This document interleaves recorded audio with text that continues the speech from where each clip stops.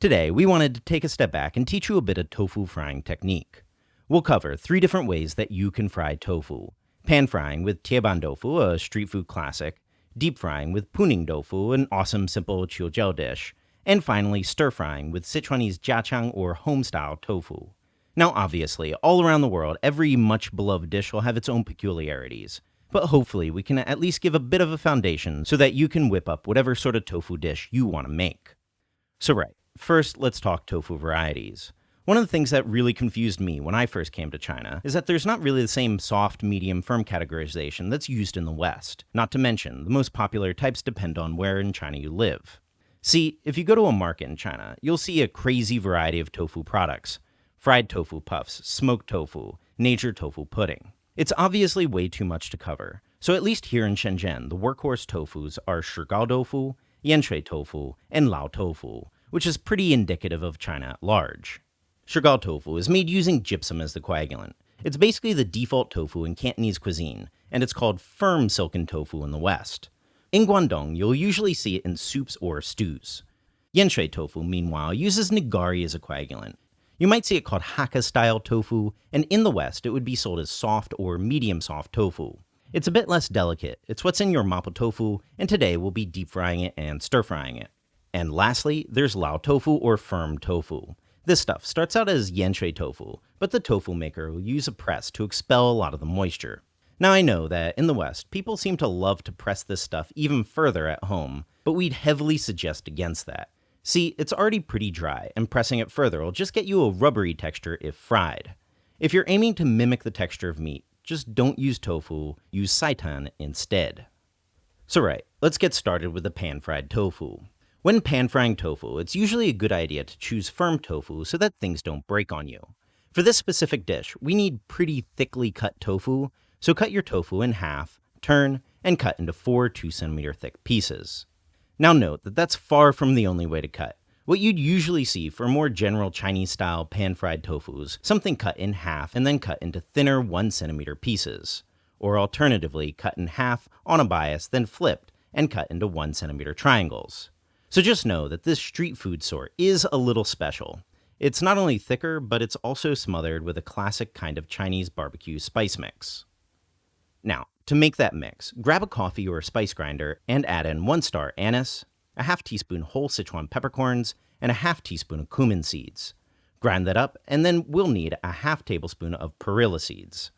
There's no real sub for these, but you could alternatively just up the cumin, and together with that, toss in a 1/4 teaspoon of white pepper powder, a 1/4 teaspoon of ginger powder, and a 1/4 teaspoon of garlic powder. Then, for some chili powder, try to find one that isn't overly fiery, so cayenne pepper would definitely fit the bill, 2 tablespoons of powder, and grind that together again. Then, toss in some seasoning. Here we had a tablespoon of salt, a half tablespoon of MSG, and a teaspoon of sugar. Grind that together, toss it all in a shaker, and we can pan fry. So on the largest, flattest skillet you have, brush on a good bit of peanut oil. Then toss the flame to medium and nestle on your tofu blocks. Then brush the top of your tofu with oil and start to sprinkle on the spice mixture. Now I know that it's really common in the West to see people coat their tofu in cornstarch, but a cornstarch coating will just fall off real easy. Just trust us. Tofu doesn't need cornstarch, tofu needs patience. Fry that for 5 minutes and then rearrange the tofu on the edges to fry on the hot center. At this point, if you were doing a more general pan-fried tofu, you'd flip, but with this particular dish, you just let that go for another 5 minutes. Then, with about a minute to go, sprinkle on some sliced scallions. Then just scoop out your tofu, and your street food-style Tieban tofu is done. Now for the deep-fried tofu. Traditionally, this specific dish, Puning tofu, would be made using a certain tofu product also called Puning tofu. Puning tofu is a nigari tofu that mixes in a bit of sweet potato starch into the soy milk. Unless you're Asia-based, I doubt you can buy these, so we'll also cut up 1 block of that soft tofu and fry them together. Both are good, and sometimes here in Shenzhen you'll actually see restaurants make this sub if sourcing Puning tofu is too expensive. Now to fry, get a pot of oil up to 180 centigrade. If possible, I'd really recommend deep frying in a round bottom wok. We only needed 2 cups of oil in here, way less than you'd need in a Dutch oven. Now carefully drop in your 1-centimeter thick tofu triangles and step back. This will lower the temperature, which is fine because we're aiming to fry this at 140. The tofu will probably slightly stick together here. Don't panic, it's normal, just wait until they've formed to start breaking them apart. Then, once those are floating, after about 3 minutes, dial your flame back to medium-low and fry for 8 minutes more. Now, the reason we're opting for soft tofu is because a crispy crust will form on the outside, and the evaporating moisture inside will cause it to puff right up. The reason sweet potato starch is added to the puning tofu is so that it can better hold that structure, because these do have a nasty tendency to collapse. They'll still be tasty, just less impressive looking. So now take those out and toss on a paper towel-lined plate. Now, we'll serve those with a classic sauce made from a base of jiucai Chinese chives. Grab 25 grams worth, chop off the tough ends, give it a mince, and toss in a bowl. Then add in a half teaspoon of salt, give that a mix, a teaspoon of fish sauce, which is a thing in Chaozhou cooking, I swear, and a half cup of water. Now, there's no real sub for those Chinese chives, so for a different, quick, totally not Chinese sauce, try instead a sliced chili or two of Thai bird's eye, about a half a teaspoon of freshly ground black pepper, a quarter teaspoon salt, a half teaspoon sugar, a tablespoon and a half of fish sauce, and 3 tablespoons of water. This is vaguely Vietnamese inspired, but we can't guarantee its authenticity to anything, so just take at face value. And with your dipping sauce done, you've got yourself some deep-fried tofu. Lastly, the Sichuan Jiachang tofu stir-fry.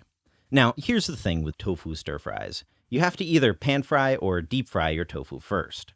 If pan-frying, one block of firm tofu is a good choice, and if deep-frying, opting for a block of soft tofu would end up giving a nicer texture. So right, this dish is the jiachang or home-style flavor profile in Sichuanese cooking, which centers around pixian douban, Sichuan chili bean paste. We'll use 1 tablespoon and fry that with some aromatics, 2 cloves of sliced garlic, and an inch of sliced ginger.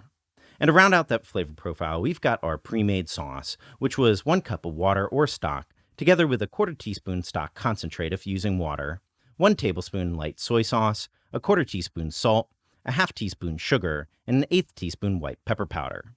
We'll also fry that together with 2 sprigs of green garlic cut in 2-inch sections, which is classic with this flavor, but feel free to swap for scallion, 1 mild chili cut into diamonds, and something like an Anaheim would work great, and finally 5 grams of muar wood-ear mushrooms reconstituted in cool water for 30 minutes, and just skip those if you can't find them. Now we chose to go for deep frying soft tofu here, but again, feel free to pan fry firm tofu instead. If deep frying, just like before, start it at 180, but keep this at max flame. We're basically trying to form the shape of the tofu here, so just give those 3 minutes or so until they're floating, gently pulling apart any that are stuck together. Then, once floating, flip them around a bit and give another 30 seconds or so, and take them out. Now finally, to stir fry. As always, first, lang yao. Get your wok piping hot, shut off the heat, add in your oil, here about a half tablespoon, and give it a swirl to get a nice nonstick surface. We only used a touch of oil here because we'll be first rendering out a bit of lard from 30 grams of sliced pork belly. So over medium heat, fry those for about 3 minutes, and if you're a vegetarian, just skip the pork belly, it's totally optional. After that time, you should be looking at 2 or 3 tablespoons of oil, so just use that much if you're skipping the pork. Then, shut off the heat and add in the chili bean paste. Make sure it's not burning, then swap the flame to medium-low. What we're doing here is called frying out the red oil, 做出红油. What you're looking for is the oil to combine with the chili bean paste, and then re-separate to get a nice vibrant red color. It should take about 3 or 4 minutes, so then, toss in the aromatics, and swap the flame to medium-high. Quick 30-second fry, then swirl in a tablespoon of liaojiu, aka Shaoxing wine, around the sides of the wok. Tofu in, quick mix, muar in, quick mix, and add in the sauce. Swap the flame to high and then bring that all to a boil.